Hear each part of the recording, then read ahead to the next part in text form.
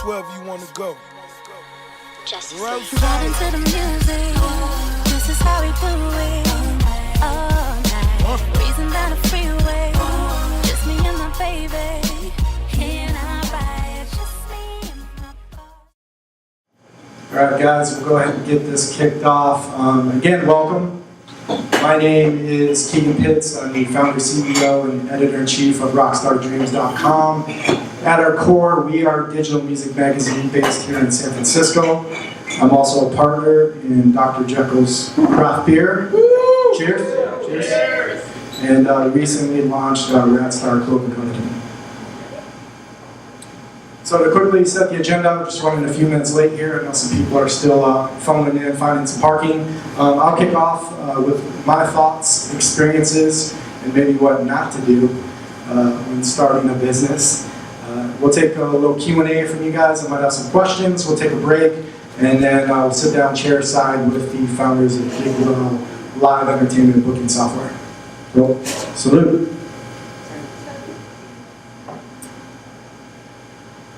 A little bit of background on myself.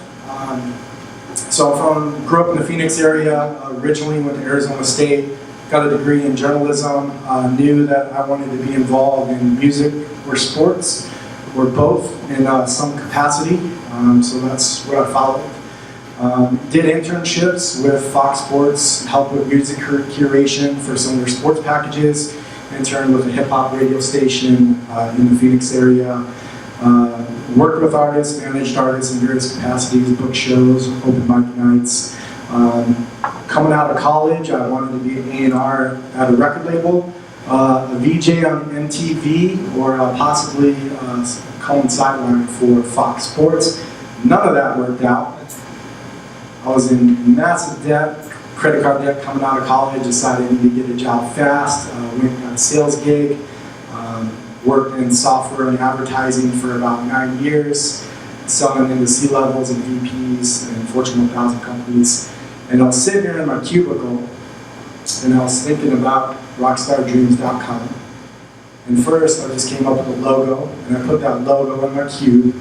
And every day, I think about action items of how to make it happen and start to bring it into fruition.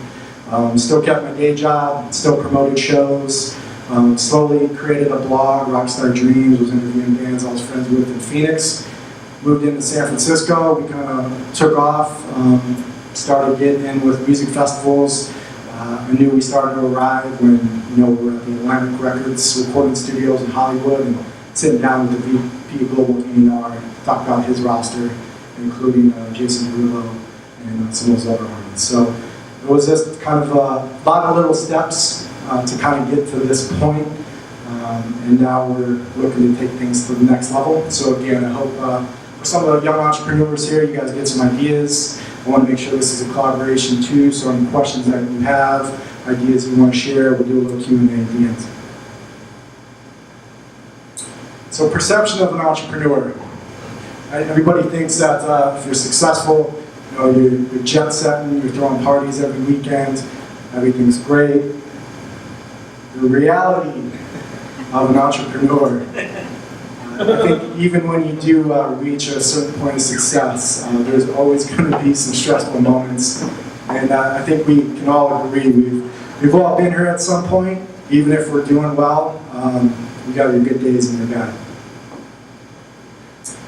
All of us in here obviously took a leap of faith to make it happen.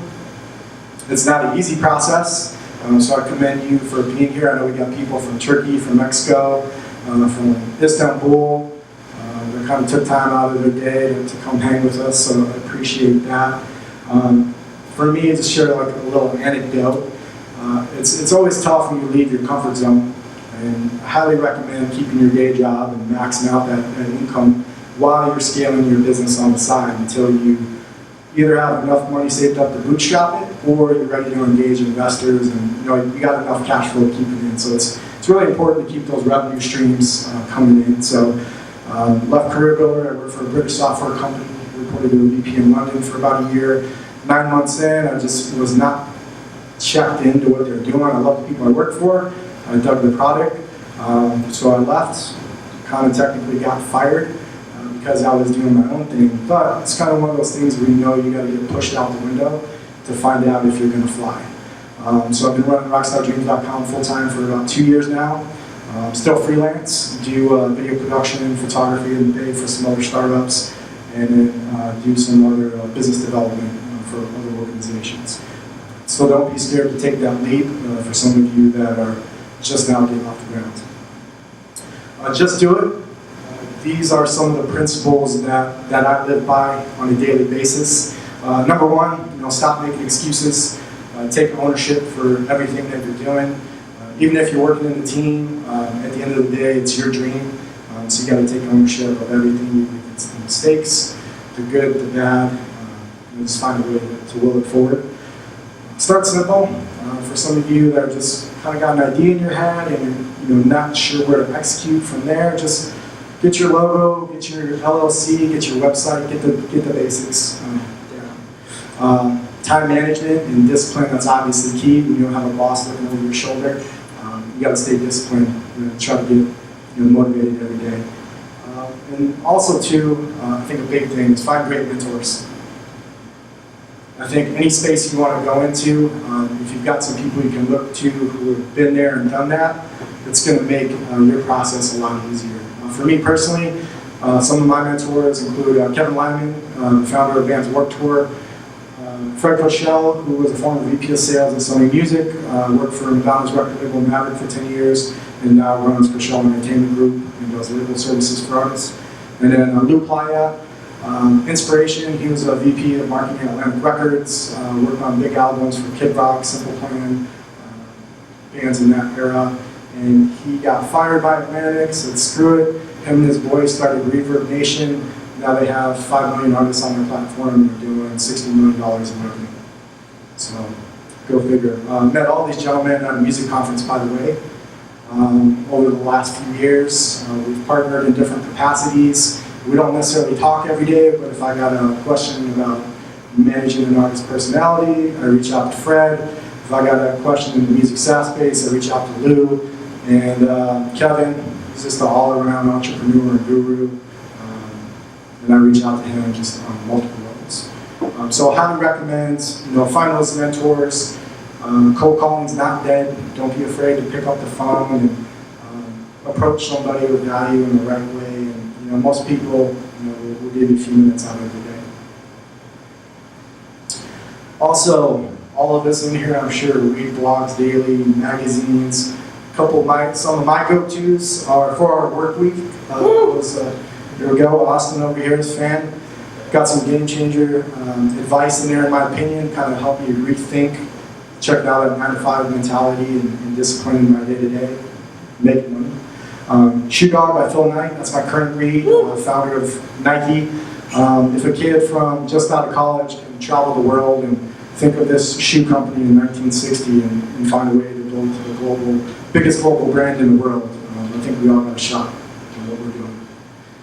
Third circle theory, just again, aligning yourself with mentors and people who are in your space or even outside of your comfort zone to kind of learn from in those next chapters you want to try to work to get to. Also, real quick, I don't know if there's any Gary Vaynerchuk fans in the room. Probably the most enthusiastic, crazy person I've ever seen and met.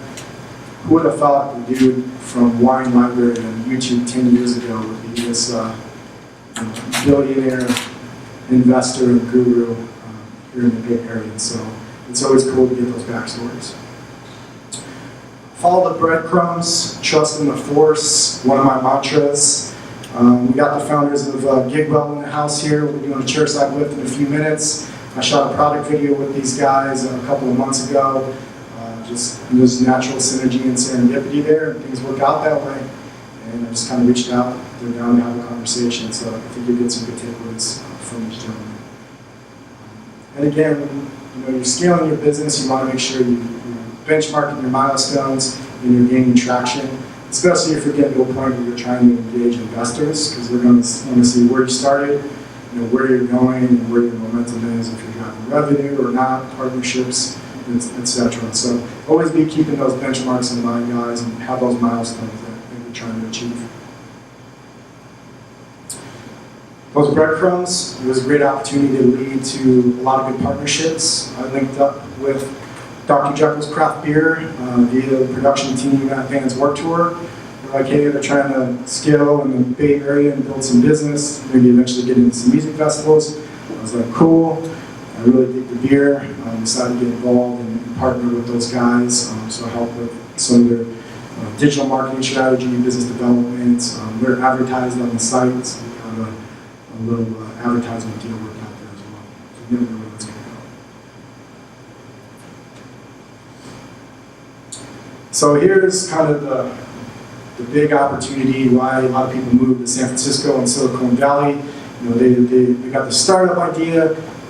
They're going to be the next big entrepreneur, the next Uber, the Facebook, the Google, whatever it is. They're ready to go after it. They've got momentum, they got milestones, and now what? You know, you got to keep cash flow coming in to keep your business running. So first and foremost, you got to bootstrap. If you're not bootstrapping your business and you're expecting somebody to get your business idea off the ground for you, it's not going to happen. You know, take action every day. Other opportunities, obviously loans, credit cards, lines of credit, angel investors, VCs, crowdfunding. A couple of recommendations just on experience. For the crowdfunding, I've done Kickstarters and Indiegogo's. A little bit tricky if you got a tangible product that you can kind of pre-sale in advance. Those seem to be doing the best on the Kickstarter and crowdfunding platforms.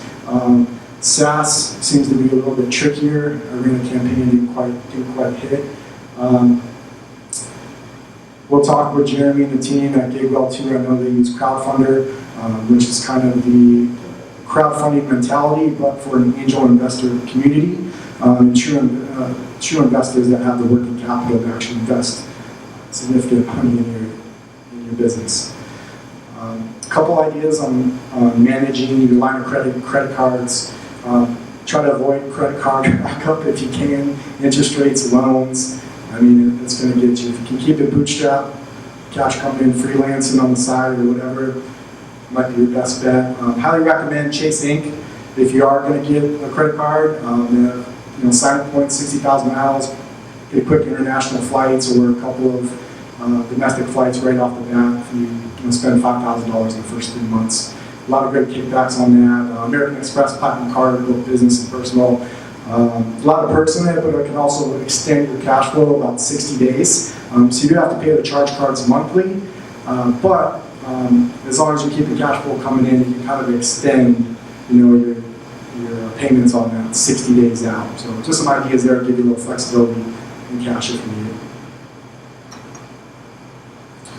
All right, pitching investors. I'm going to share my experience. I haven't been funded yet on the Rockstar Dreams side. We have about 1.2 million funding on the Dr. Jekyll side. I'll share some thoughts, some ideas, and probably what not to do here. So a couple things. I've gone to a few different Shark Tank style pitches. I've pitched investors myself, both as a panel, individually. And some of my takeaways, especially in the Shark Tank styles, for some of you that are doing meetups or whatnot and want to attend some of these, come prepared. You should be able to net out your business in 3 to 5 minutes. What your business model is, if you're disrupting the market, how, what's your value proposition, if you're making money, what's your next steps. Just have a really tight presentation. Some of the companies that I've seen come in that didn't, they were just kind of pitching in an idea and you get chewed up. So for those of you that are thinking about doing the Shark Tank styles, there's some links in here. I'll share this deck with everyone too. Just shoot me an email afterward. But it'll give you basics on just pitching investors, how to get in front of them, and then next steps. It's also important to point out that if you do win one of these panel competitions, I got second out of 15 companies won. It was like, great. Got this mentor investor. He's in Japan. He's flown out. I met him a couple times. He's going to write a check. He hasn't written a check. So, you just got to stay after it. And even if you do, start to build these relationships, it might take a little time, to get to the next level. And they might want to see more revenue. If you go after VCs, you probably got to have a minimum amount of EBITDA or gross revenue for them to be even entertaining you. You got to evaluate if you even want to go down that route for one. With angel investors too, I think it's important to partner with people that, you're not just getting a check, but you can embrace the network, they can give you advice. So really vet that out. So even if someone does make an offer, just make sure you're comfortable with that, and that's what you want to do in the long run for a partnership. Have your exit strategy. It's 3 to 5 years, or you get 15% of the company, 20%. Have it make financial sense. So, I'm growing, learning from that too in this process. You just got to stay on it. Investor or no investor, keep grinding. If it's something that you're really passionate about, you'll find a way to make it happen. And if you don't, you know when it's time to pivot. Okay? Some great resources I use. I have a core team of 4. I use additional 6 freelancers on the media production side. Developers I outsource to marketing. I screwed up some coding this morning on the homepage, so if there's developers in here, I need that fixed. Otherwise, I'll go to my guy in India, get that turned around in 48 hours. Upwork is a great resource. You can find everything from developers, researchers, virtual assistants, low cost. Fiverr is a great tool. If you need a logo designer, just a quick fix on WordPress. Peerspace, if you're hosting events like this. WeWork is obviously a great community. All these companies listed here in their store are all partnered with WeWork. You can also submit your app or your business to be part of the WeWork community for them to potentially use your service too. So highly recommend, while you're scaling, delegate, outsource, and take advantage of these resources. I think we're fortunate in this age, being entrepreneurs, that we have all these resources at our disposal. At the same time, understand it's ultra competitive.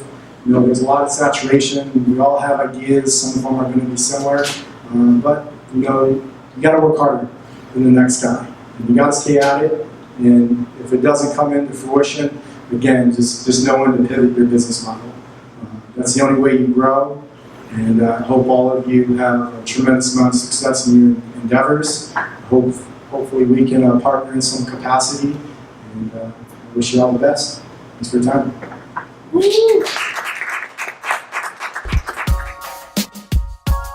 Let's pull the 2-seat out, baby. You guys can get a round of applause for Jeremy Habib and Antonio Sierra, the co-founders of Gigwell.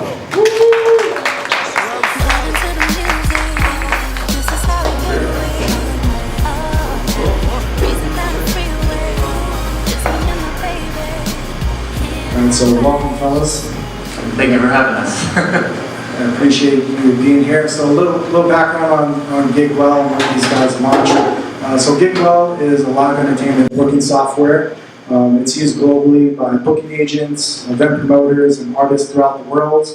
Artists like will.i.am, Rick Ross, their booking agencies have used this product to help manage tours and gigs and get them in with various music festivals. Which there's a lot of logistics that go on. There's a lot of cash flow that's exchanged. And in a few short years, these guys have scaled to 33,000 users and over 62 million in transaction volume, which is crazy because this is an ultra competitive space. On top of that, I'm going to share their backstory, where they're at now, where they're going, and then their advice on how they actually raise capital. I know you've raised over 1.4 million, I believe. We're closer to 2 at this point, but yeah, it's always changing. Even better. So should be some great perspective here, guys, on how to properly engage investors and the kind of steps they took, pitfalls, just some candid advice. So let's get started, guys. First, a little bit about yourselves, your backgrounds, and then we'll go from there. Yeah, sounds good. Appreciate. Thanks for having us. So my name is Jeremy Habib. I'm one of the co-founders here at Gigwell. There are 3 of us total, so myself, Antonio, and Glade, who's out there on the comfy couch there. And so my background has always been in more on the technology side. First job out of college, working for a small SaaS company. selling enterprise software, collaboration software to various organizations. So spent a lot of time working with everyone from small mom and pop, kind of small office, home office clients, all the way up to Fortune 500, Fortune 100 companies. I've always been kind of in the collaboration software, subscription software, side of the business, and mostly on sales and business development, roles. And so, spent a lot of time with clients of all levels, kind of working with them on needs and what tools we could help them with to make their jobs easier. So on the professional side, most of my experience has been there. And then on a personal side, I've been a DJ for almost 20 years and have been an event organizer for over a decade as well, probably about 15 years. So been organizing events, DJing events, promoting events, all of that for quite some time. Yeah, so that's kind of, Antonio will tell us a little bit more about how that came about. Awesome, thank you for having us. My name is Antonio. I'm originally from Mexico. My story is not as boring as his. Mine is actually in the fun side. My background is actually always been involved in music. When I was 17, I'm from Juarez, Mexico, which is in the north side. It's a city that there's nothing to do. Like the closest beach is like 6 hours away or 8 hours away. The biggest city is like 3 or 4 hours away. So there was really nothing going on in that town, but to party. So I started working at a friend's nightclub as a PR guy, and I was also starting promoting events over there. We were one of the first clubs back in Mexico, in the entire country, to bring international artists like Nick Warren and Eddie Amador, a lot of DJs back in the days in the late 90s. This is probably 97, something like that. So then I moved to Florida. I had a tennis scholarship at UCF in Orlando, and I also was doing events because when you're an athlete in college, it's really hard to find a job. So you're like, okay, what should I do? Okay, let's go back to my roots, which is like throwing events and promoting parties. So I started promoting parties back then. When I moved to San Francisco, I moved here and I started working with a really good friend of mine that he used to own a nightclub in Union Square, which I'll tell you a little bit more about it. I started as a marketing director there. I started promoting parties as well. And that's when I met Jeremy around 2009 or something like that. So back then, here in San Francisco, the music, the dance music industry was really big, but it was getting to a point that it was a little bit disconnected from what was going on around the world. It was really focused on either really underground or really commercial, like all the progressive house and all the Swedish House Mafia was coming up. But if you would travel somewhere else outside of the U.S., you would see like all the deeper house and like more housey stuff coming up, and it wasn't going on. That wasn't happening here in the U.S. So since he was a DJ, and also Blake is a DJ, we started collaborating and putting together some ideas. How can we bring that sound to San Francisco? It's not that we brought the sound to San Francisco, but we probably can say that we're one of the first ones to bring that sound or those events here or those DJs in the city. So at that point, I was working at the nightclub. Jeremy was working on sales, and we were doing these events. So it was that's when we started realizing, okay, how do we do it to find the artists that we want within our budget for this specific day, for this specific night? And it was really complicated. Like there's not enough visibility for the talent buyer for the talent buyers in the venues to see who's available, right? So we had a spreadsheet with like 100 artists and who represented them, and we would like sell ourselves every single time and reach out and send an email like, hey, this is who we are, we've been doing it for a while. And then next month we would sell ourselves again to the same agent, and it was like really complicated and really fragmented. So when we decided to do something about it, we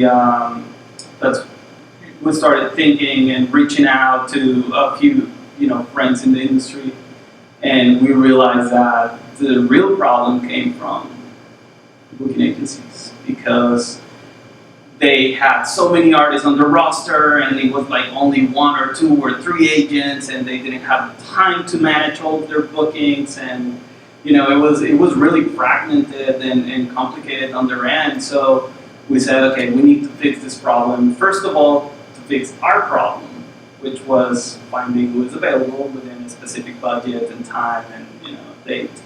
But we wanted to attack the other side first, because this is a real issue in the industry. So that's when that's pretty much when we started Gigwell, and we decided to start with the idea. Very cool. So that was kind of aha moment. You guys were like, and being involved obviously in the industry and artists yourselves and wanted to do it better.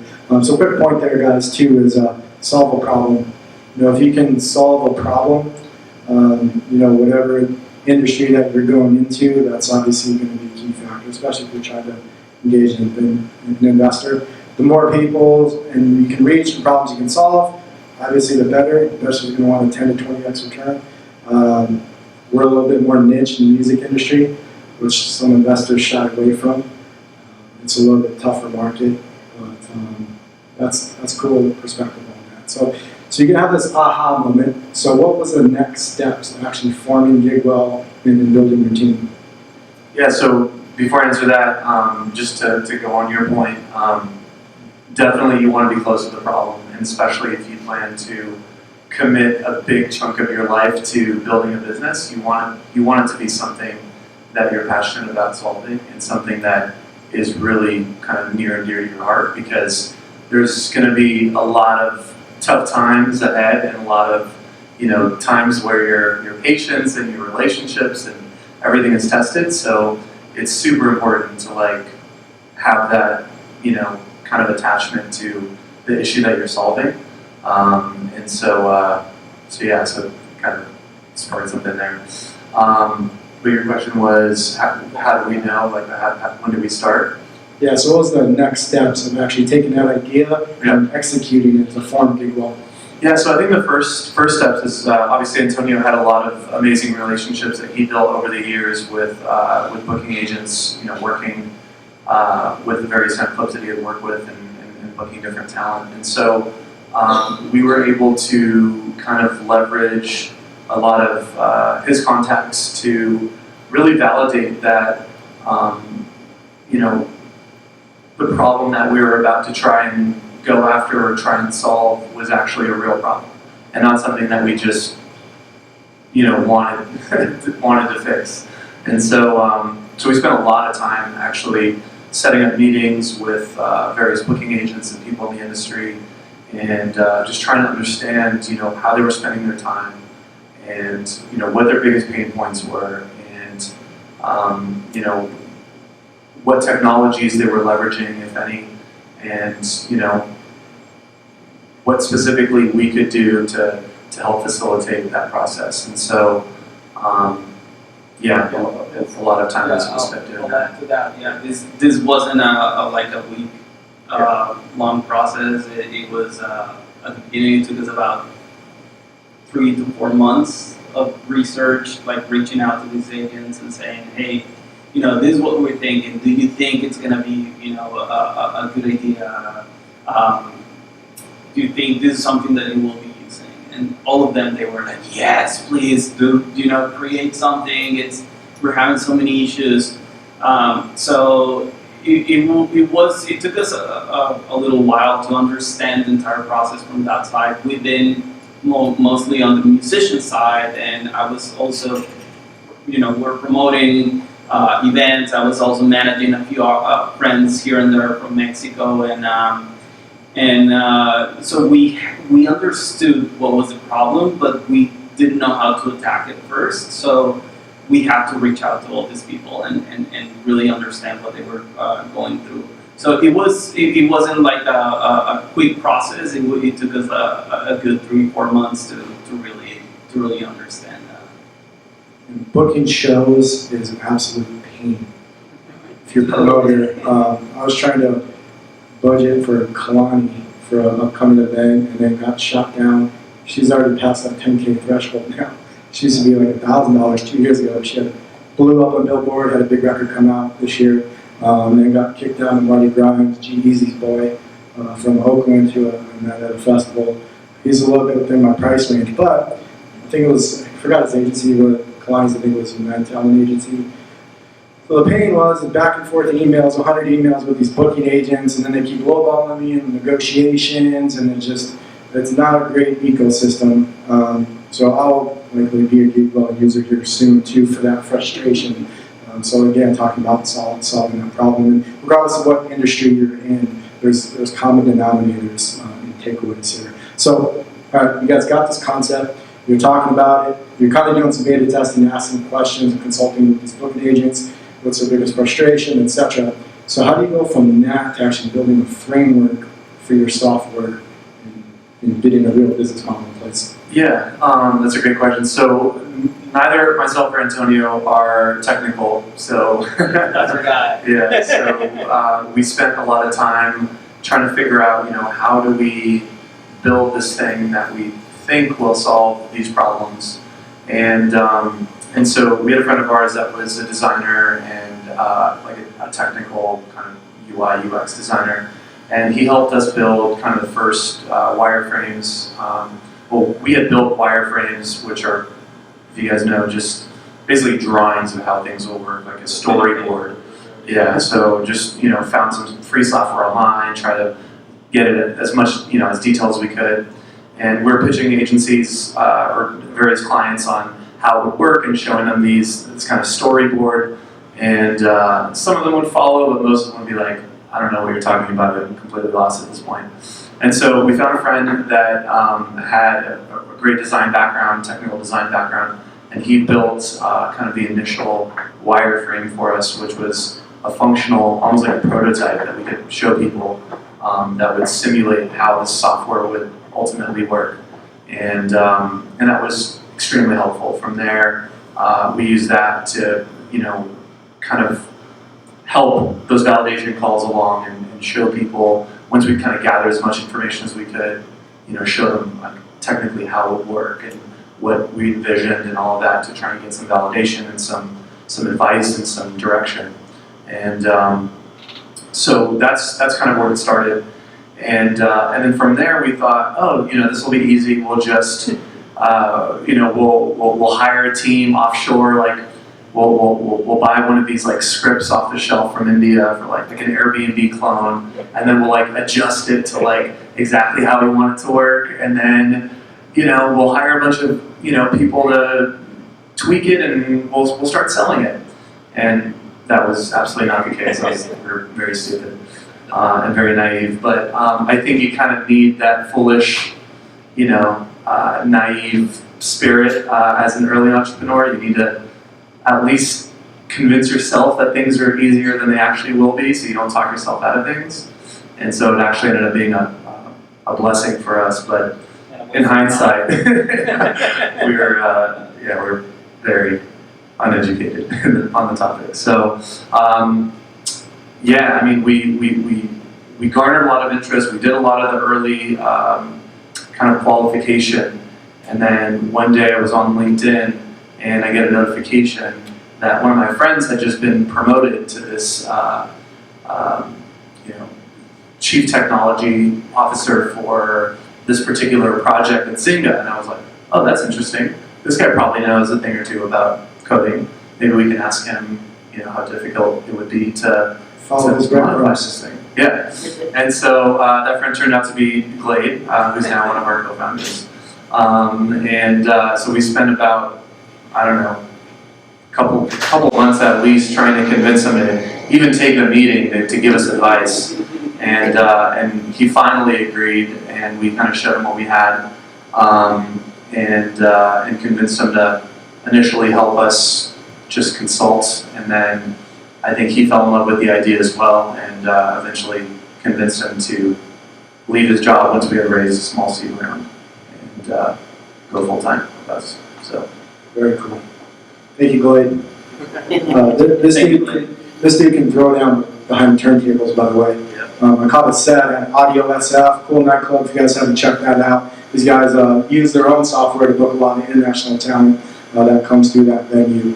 But these guys practice what they preach, and aren't afraid to roll up their sleeves and throw down behind those turntables either. So you gotta dig that. So quick question so idea to actually getting to that point, you're partnered with Glade, things are happening, you're starting to actually get a tangible product. What was that timeline like? I think so. From the time that we initially had the idea to the time when we built a prototype to the time that we brought Glade on, and we had to raise kind of an initial seed round just to, to keep us afloat and to keep us focused, and also to convince everybody that this wasn't like a fly-by-night thing. Like, we were serious about it. I would say that whole process was somewhere in the 6 to 9 months range. I'd done pretty well at my last company, and I put pretty much my life savings into the company, and convinced some of my colleagues that I worked with to also throw in some extra money. And so we were able to cobble together like a small early seed round, and then I used that to kind of as leverage to get other people on board. So Yeah, and at that point, once we raised that initial seed round, or at least the first 75K or something like that, that's when Glade jumped in. They actually took us to a different path, because we had the prototype, right? We had those 75K in the bank, and then we started reaching out to other investors. We started to reaching out to other agencies as well, like, hey, this is what we have. That's when we actually quit all of our jobs, and we were full on this. So we said, we are now committed to other people's money. We're committed to other people's work. Like, we quit all of our jobs to be fully in this. So it actually was, our dream started to become true. Right, like it's like becoming a reality. So yeah, that was a big step actually for me, because I was in a different position than Jeremy. So it kind of like, as soon as we started the company, it really kept me in focus on what I wanted to do and where we wanted to go. Very cool. And when you raised that seed round at that time, were you actually generating revenue, or did you just have a prototype? No, we actually didn't have any actually we made a mistake at the beginning. Not a mistake, but we made some assumptions based on our knowledge on the promoter side, right? Like, so we had the prototype, we had Blade working on all the back end stuff and all the writing the code for the software, and one of the biggest mistakes that we did at the beginning was we assumed that the promoters would want to create an account with us and sign contracts and pay online, which at that point it wasn't true, right? We had these agencies, we had 8 customers that were beta testing, and they were sending out contracts, and then at the moment that they received the contract, they sign it, and then we would ask them to create an account, and they were like, I don't want to create an account, I just want to sign the contract and pay. Because the agencies were doing the same. They were like, we don't want them to create an account, like they're working with us, right? They're not working with you. So that was a big mistake that we did at the beginning. So that all that work that we put into building that part, it kind of like, we didn't throw it away, we kind of like store it for now, because now we have a lot of venues that are like reaching out to us and like, how can we do to build this? And you know, this is what we need. And we're like, yeah, we have it. So, but that was one of the biggest, you know, in my personal opinion, biggest mistakes that we did, that we made a lot of assumptions on the other side of the coin. So. That's a good point. I think we all do. Because at one point too, we all get this idea stuck in our head, like, this is the greatest thing ever. But your customers don't care about it. If it doesn't bother them, doesn't disturb them, doesn't make them money, save them money, they're not going to care. So, key on those points, and to your question earlier, when's the right time to raise money? Great point there, because they weren't necessarily generating revenue yet. They got an early seed at $75K, but they had a working prototype. They had customers beta testing. I know you guys in your model are in beta right now, and I assume you have some customers. So another thing, another advice that I could give is like, don't get stuck with a specific market or a niche or something like that. You know, just go after everything. At the beginning, we were going after like electronic music because that's what we knew best, and that's where our connections were. And then we started getting a lot of requests from like live entertainment and like live bands and comedians and public speakers, and that's when we decided, okay, this is not just like electronic music, so we should actually discover this or like go at this other way to see if we can support that those kind of agencies. So yeah, don't assume that it's just for a specific niche or a specific market. Just try to go and open it for what your actual vision is. Which that was ours, but you know, we're like, let's start with this. And then we moved to that, which that's what we did. But I think at the beginning we could have saved some time if we would have gone for the bigger picture. okay, great. So things are moving along. You're getting traction. You're getting the milestones. What marketing advice do you guys have? How are you marketing your SaaS platform to get to that next raise and generate that next level of income? Yeah, I mean, at that point, we still weren't focused on revenues. We were just focused on getting the design right. And so, you know, to Antonio's point, it's like, I think we did a lot of validation on our direct customer side, but ultimately what we were building is a marketplace, and a marketplace is two sides. And so we did a lot of work kind of qualifying that, you know, that the artist side, the agency side was right and had the features that it needed, but we didn't really consider their customers, which ultimately was the other piece of the puzzle. And so we spent probably a year, our first year was really refining the product and just getting it perfectly right before, you know, we started charging and we announced that the product was live and, you know, all of that. And so we went through a lot of our capital that way, just because, you know, we felt like, oh, we'd have enough, and then by the time that we'd open it up, the money would start flowing in, and then we wouldn't have to raise more, and, you know, all of these kind of naive thoughts that you have as an early founder. But yeah, that was a big lesson for us, and you know, we certainly learned quite a bit in that process. And yeah, so that first year, to answer your question, was really, we weren't even focused on revenue at all. We were just focused on, can we build a product that our users are going to want to use every day, and a product that will, you know, get them to abandon their old processes. So. Very cool. I know we have some artists in the room too. We do an artist offering in there as well, so multi-dimensional. So things that's a great perspective there too, because I think a lot of us as entrepreneurs, we get focused on money, right? You got to pay bills, some of us as family, whatnot. This is a very expensive city to live in, but I think you have the right intentions to the point. When you do the right things and take the right steps, things will start to come into fruition. So that's an excellent point there. Let's talk about your experience on crowdfunding, because I know you guys recently ran a campaign. I had the pleasure of pushing a button on a camera. I hope good karma helped you get the $2 million from that camera rolling on my part. But I think that's an interesting platform. I'm curious about it, and I know there's some people in the room here who might not have those angel investor connections or don't know what to do. What was your experience like with that platform? How did you engage with investors on there and get to that raise? Yeah, so the early money, as I mentioned, was really just friends and family. So just hitting up people in our network that knew us, that had worked with us in the past, that trusted us. And I think most early stage companies kind of rely on that. And as you mentioned, it's sometimes hard to ask friends and family for money, but they're the people that know you best and trust you the most. So sometimes you don't have a choice. And so that was certainly the case with us. We definitely relied on those relationships early on quite a bit.